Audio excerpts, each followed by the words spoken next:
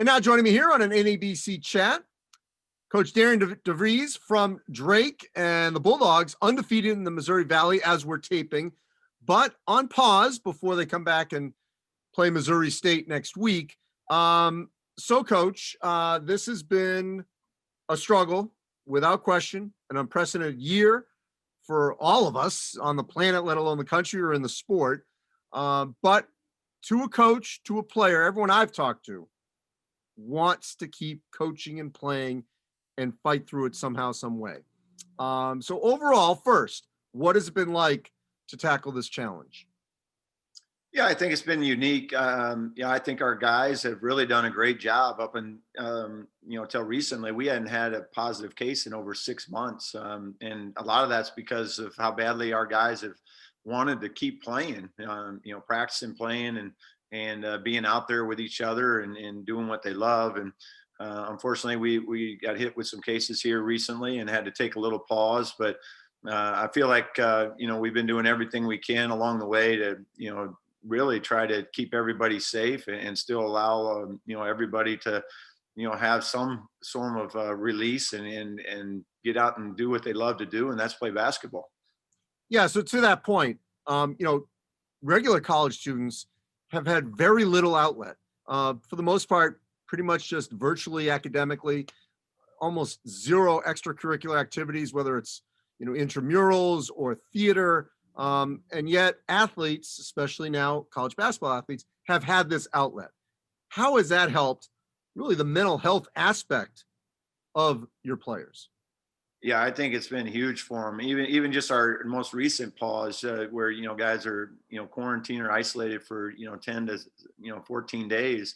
For when they get back, their excitement level just to see the guys and be around them and out on the practice floor and just that physical activity, that release that you get is such a big thing for their mental health.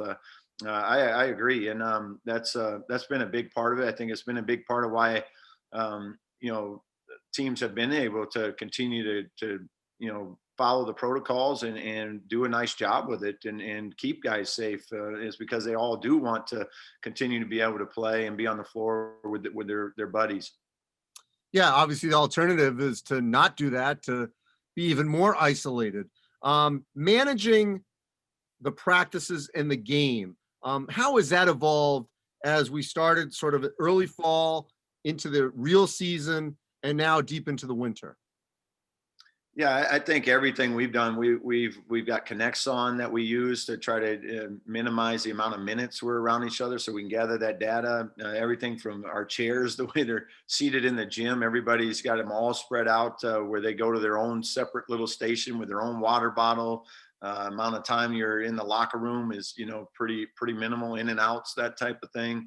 The way we eat, everything's pre-packaged and where they grab and go, that the sitting down together isn't we don't do that anymore. So I some of it's become normal as we've gone along. It's just part of the deal, and we know what we got to do. And you've had to pick up some things along the way to continue to find new ways to create that distancing and keeping everybody as healthy as possible. Everything from game management to we don't use our locker rooms or any of that stuff for games anymore. We use our practice gym and spread everybody out. That's where we watch film now. And and it's been fine, and the guys have adjusted great with it. And they know what we're dealing with, in the country. When you're going through a pandemic like this, there's some things that we got to try to do to sacrifice to make it work. And our guys have, taken that on and accepted that, wearing masks and all that stuff as often as we can. And I know as coaches, we've been wearing masks and shields for, the bulk of the summer, fall, and winter here. So, but it's working, and that's been a good thing. And what about travel? Missouri Valley is one of the leagues that has done the back-to-backs, and I've heard pros and cons on it. Yes, safety-wise, it's probably the best idea, but there are negatives in terms of that quick turnaround and resting. And if you win the first, how it changes for the second and vice versa. How have you felt it so far? Yeah, I don't know if we want to do it again if we're not in a pandemic, but I think it's what we needed to do to give ourselves the most flexibility for scheduling. And the way it's played out, I think it's worked to that degree where we've had games canceled. We've been able to utilize a couple open weekends that we built in. And then we've been able to use the midweek to schedule some single games along the way. So from that standpoint, it's been good. Travels, it's one trip instead of two, which minimizes some of your risks there. We've been able to, take a bus that, we separate each other. We take another Sprinter van or, to get more guys separation, and sometimes even a car to get those, everybody as separated as possible. So it's unique, but like I said, if you approach it the right way and look at it in a positive way, we're getting the opportunity to still play, and that's all I know. All these guys wanted from the very beginning is just get that opportunity, and for the most part, we've all been able to do that. All right, so let's hope we're obviously not in the same situation a year from now. But what aspects of this overall change do you think could be implemented or carried over into 21, 22 and beyond? And I'll just give you one, for example, in recruiting. I've heard from other coaches that they've actually kind of liked the Zoom recruiting because the whole staff can be on the Zoom. You can meet with, a parent, two parents, an uncle, a coach, all at the same time without having to waste a trip and go here or there and sort of take care of it. So that could be one thing that potentially could stay, at least in the short term. What are your thoughts on that, and maybe something else? Yeah, I do agree with that. I think the Zooms have been good. That's you're getting an opportunity to get face-to-face interaction that maybe you didn't used to get because it just wasn't something that a lot of people did. So I think that part's been really good.